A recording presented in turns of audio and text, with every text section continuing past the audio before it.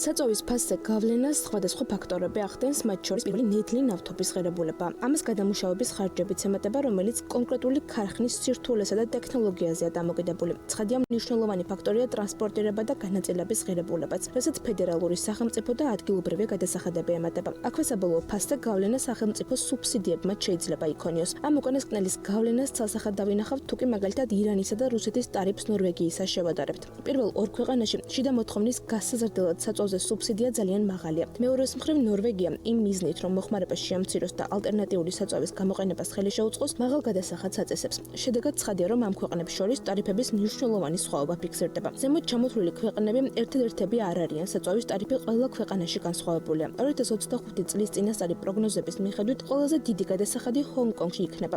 ამ ქვეყანაში 1 ლიტრი საწვავის ღირებულება $3.41 შეადგენს, რაც იმითაა განპირობებული, რომ ჰონგ-კონგს საკუთარი გადამამუშავებელი ქარხანა არ გააჩნია. მომდევნო ყველაზე ძვირად ღირებული ქვეყანა ისლანდია. აქ ტარიფი $23 აღწევს, რასაც ქვეყანაში არსებული ზოგადი მაღალი გადასახადები განაპირობებს. საწვავზე მაღალი ტარიფი ფიქსირდება დანიაში $2.12. რეალურად ევროკავშირის ქვეყნებში საფასურის ზრდა უკრაინაში რუსეთის შეჭრის შემდეგ დაიწყო, როდესაც რუსეთმა აღნიშნული მიმართულებით საწვავის ექსპორტი შეამცირა. პირველ ყველაზე ძვირად ღირებულ ათეულში გაერთიანების სხვა წევრებიც ხვდებიან ნიდერლანდები, შვეიცარია, ნორვეგია, საბერძნეთი და იტალია. თუმცა მაგალითად მეოთხე და მეხუთე ადგილებს ისრაელი, დანიის მსგავსად $2.12 საფასურით და სინგაპური 1 ლიტრ საწვავზე $2.06 საფასურით იკავებენ. სანამ ყველაზე დაბალი გადასახადის მქონე ქვეყნებზე გადავალთ, საქართველოსაც შევეხოთ, სადაც 2025 წელს 1 ლიტრის საწვავის ფასი დაახლოებით $1.11 იქნება. საწვავი ყველაზე იაფი ირანშია. ლიტრის საფასური $0.3 და უკვე აღნიშნეთ, რომ ამ ქვეყანაში აღნიშნული ტარიფი მთავრობის მიერაა სუბსიდირებული. იდენტური საფასური ფიქსირდება ლიბიასა და ვენესუელაშიც, ორივე მათგანში ირანის მსგავსად სუბსიდირების ნაწილს ვაწყდებით.